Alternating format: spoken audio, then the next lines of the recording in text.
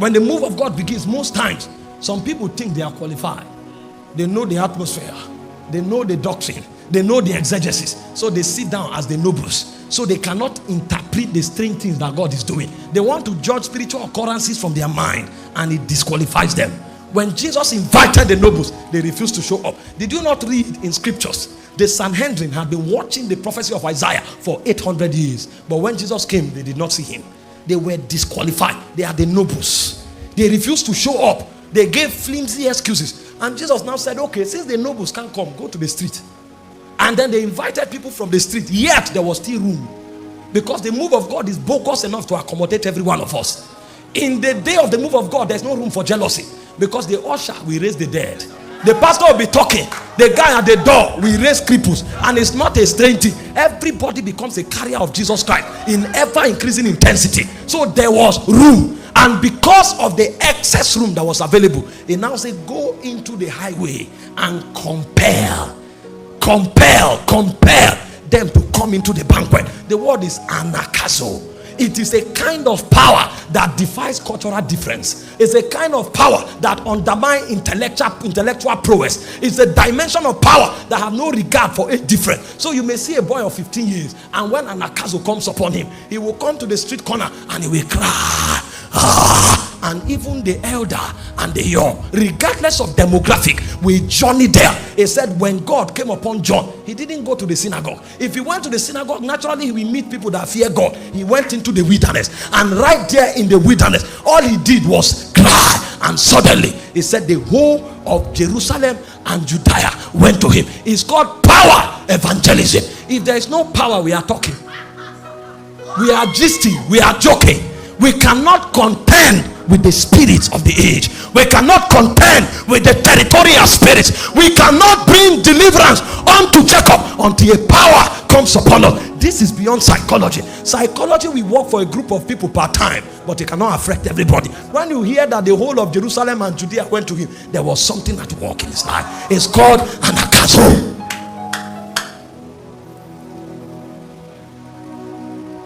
That's why when I want to move in the spirit, I say off every sound. If it's not working, it's not working. Because people can hear sound and fall down. How about the man who is deaf?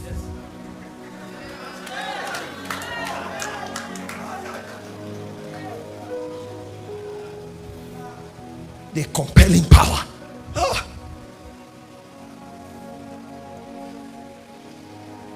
In Psalm 66 verse 3, it says, say unto the Lord, how terrible are thy works. That's the kind of power we are talking about. He said, through the greatness of thy power, thy enemies submit themselves to you. They were not advised, they won't hear it.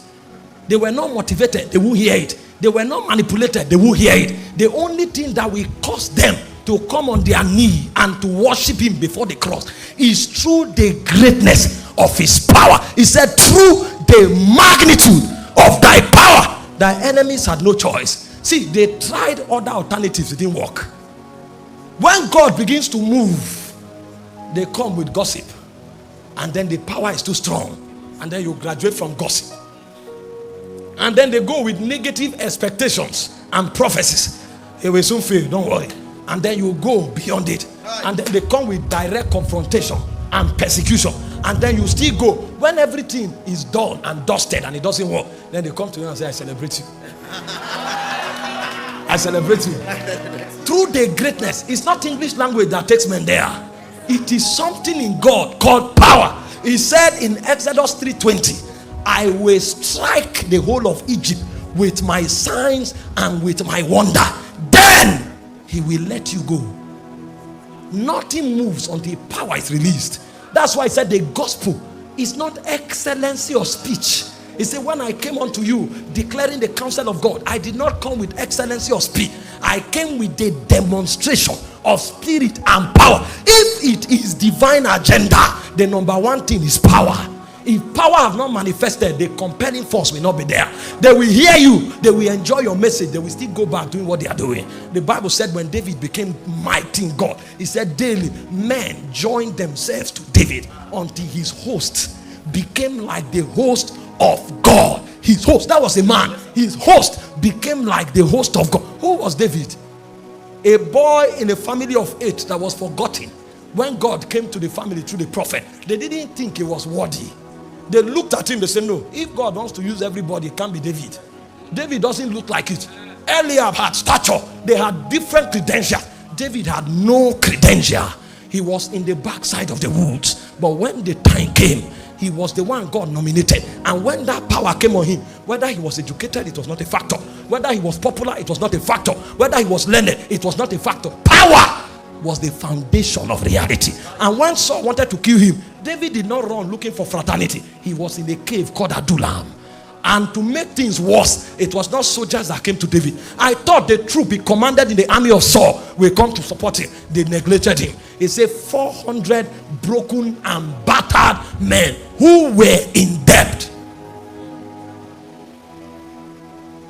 400 broken and battered men who were in debt. These were the kind of men that came to David. But when David saw them, he knew what made him. And if I can introduce them to what made me, they will become like me. And a point came, 400 broken and battered men. The Bible said, and Adoni, who was of the Tachomite, one of the first 3 in rank, he said he took a spear and he slew 800 men. How can a broken and battered man take such feat? Something had entered him. Something had entered him. Because the power we talk about is not psychology. The power we talk about is not philosophy. The power we talk about is not sociology. It's the power of God. Something came upon him. He said, Eleazar, the son of Dodo, once upon a time, Israel was fighting to defend the land. And he said the whole army of Israel ran. But he stood his ground. A point came, one of them was stronger than an army. So you now discover when power comes, number is not consequential. It is stature that matters. The men standing, what do they carry? I'm not talking about a system where people, let me leave that alone.